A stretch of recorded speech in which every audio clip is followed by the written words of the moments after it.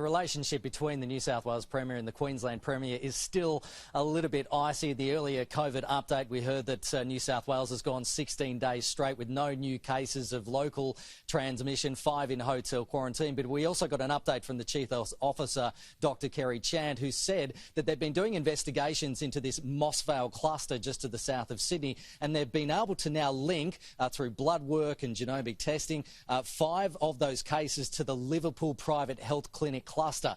The genomic strain has been found to be the same, and they've placed the link between those two clusters, which means that the last mystery unknown case in New South Wales was back on October 24, which also means that New South Wales has gone 29 days without having a mystery case. You may remember that the threshold to get the border open between Queensland and New South Wales, according to the Queensland government, was New South Wales going 28 days without any mystery cases. Well, that now has been set, and it's a bar that the New South Wales Premier has labelled as an insane bar. Well, now we've crossed that, and the Premier was asked whether she would now be receiving a phone call from Premier Anastasia Palaszczuk. This was her answer. What this demonstrates is just that, unfortunately, some state premiers are kind of making up the advice as they go. There is absolutely nowhere that I've read where AHPCC or else apart from the Queensland medical officer, have indicated that you must identify the source of a case within 48 hours.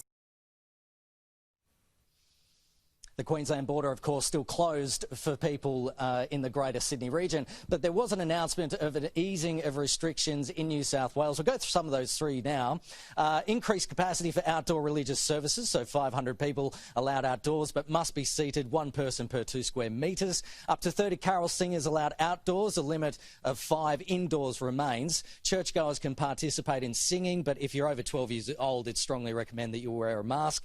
And controlled outdoor events increased capacity, such as concerts that are ticketed. Up to 3,000 people can attend, 1 person per 2 square metres if assigned to a seat. And compulsory electronic QR code check-ins are in place from today, and it's recommended that businesses use the Service New South Wales system because it's better experience for customers, and there's also privacy protections built in.